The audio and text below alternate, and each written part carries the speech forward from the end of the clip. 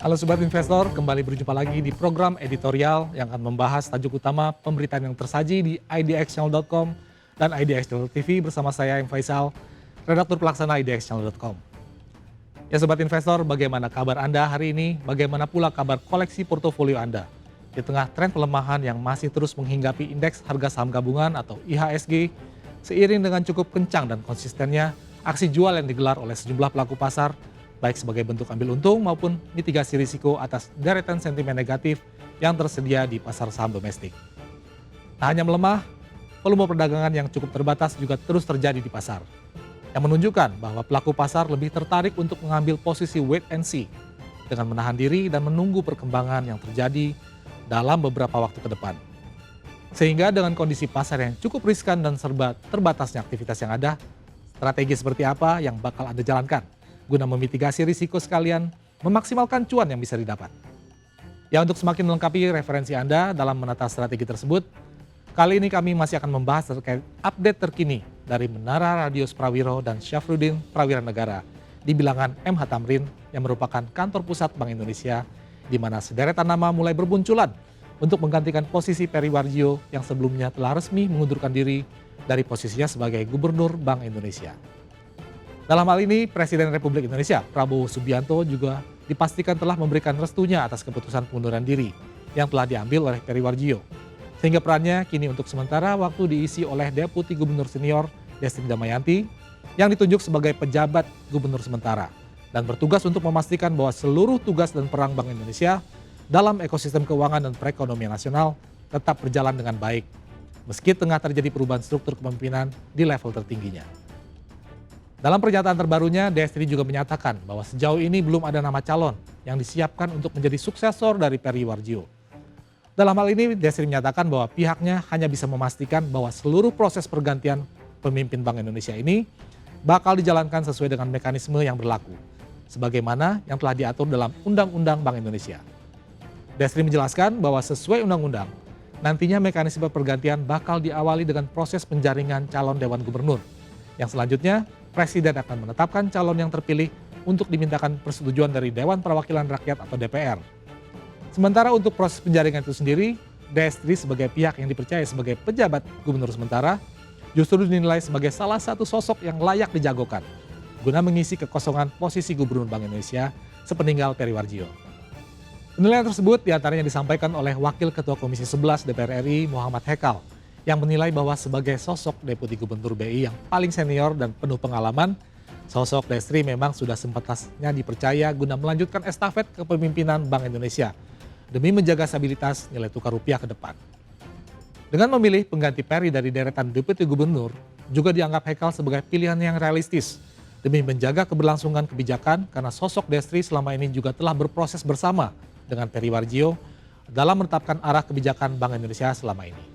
Sementara saat dikonfirmasi secara terpisah terkait dukungan tersebut, Destri secara diplomatis tidak menjawab dengan tegas dan rinci. Sembari menegaskan bahwa posisinya saat ini semata-mata dipercaya sebagai pejabat gubernur sementara. Dan itu sama sekali tidak berkaitan dengan proses penjaringan calon gubernur Bank Indonesia yang baru. Selain Destri, nama lain yang juga muncul dari internal Bank Indonesia juga menghadirkan Aida S. Budiman, sosok yang telah menjabat sebagai Deputi Gubernur Bank Indonesia sejak 2022. Dengan tugas spesifik selama ini yaitu mengurusi kebijakan moneter strategis. Sementara dari eksternal justru muncul dua nama yang cukup mengagetkan lantaran datang dari deretan Menteri Kabinet Merah Putih, yaitu sosok Menteri Keuangan Purbaya Yudisadewa dan juga Menteri Koordinator Perekonomian Airlangga Hartarto. Bagi pihak-pihak yang mendukung pencalonan Purbaya dan Airlangga, menilai bahwa perlu adanya sinergitas antara kinerja Bank Indonesia dengan nilai serta program kerja yang sebelumnya telah disusun oleh pemerintah. Sehingga dengan terpilihnya salah satu dari dua nama tersebut diharapkan dapat menjembatani kebutuhan atas sinergitas program pemerintah dan Bank Indonesia tersebut.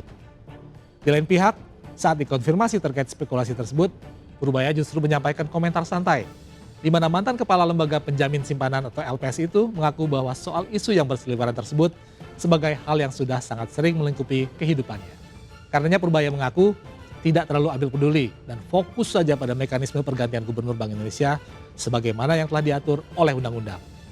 Sementara terkait kebutuhan sinergitas antara program pemerintah dan Bank Indonesia tersebut, muncul juga ke permukaan yaitu nama Thomas Jiwandono yang notabene merupakan salah satu Deputi Gubernur Bank Indonesia yang sebelumnya juga telah menjabat sebagai Wakil Menteri Keuangan. Selain itu, dalam hal kapabilitas, Thomas dinilai memiliki pengalaman yang cukup mumpuni di bidang fiskal. Dari posisi dia sebelumnya sebagai Wakil Menteri Keuangan. Dan lalu pemahaman atas kebijakan moneter dari posisinya sebagai Dewan Gubernur Bank Indonesia, menjadikannya sebagai sosok yang lengkap dan pantas untuk dipertimbangkan sebagai calon Gubernur Bank Indonesia yang baru. Di luar Thomas, muncul juga nama mantan Menteri Keuangan Muhammad Khatib Basri yang dengan pengalaman panjangnya sebagai ekonom senior, akademisi hingga pejabat pemerintah dinilai sebagai figur yang memiliki kapasitas mumpuni serta layak dipercaya sebagai Gubernur Bank Indonesia yang baru.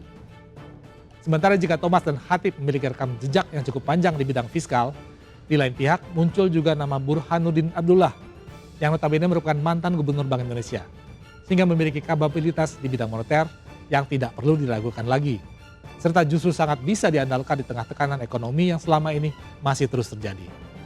Belum lagi muncul juga nama Mulyaman D. Haddad, mantan Kepala Dewan Komisioner Otoritas Jasa Keuangan atau OJK, di masa sebelumnya juga merupakan salah satu Deputi Gubernur Bank Indonesia, sehingga diharapkan sudah sangat memahami terkait kebijakan moneter yang menjadi tugas utama Bank Indonesia. Di luar nama-nama tersebut, pada dasarnya masih cukup banyak lagi opsi nama yang muncul ke permukaan, yang dapat menjadikan masukan berharga bagi Presiden Prabowo untuk dapat memilih sosok yang tepat sebagai Gubernur Bank Indonesia yang baru, dan dapat dipercaya dalam memaksimalkan kebijakan moneter yang ada. Demikian program The Editorial edisi kali ini. Saya Faisal pamit undur diri. Pantau terus berita ekonomi, bisnis dan pasar modal hanya di IDX Channel TV, idxchannel.com dan media sosial IDX Channel. Sampai jumpa.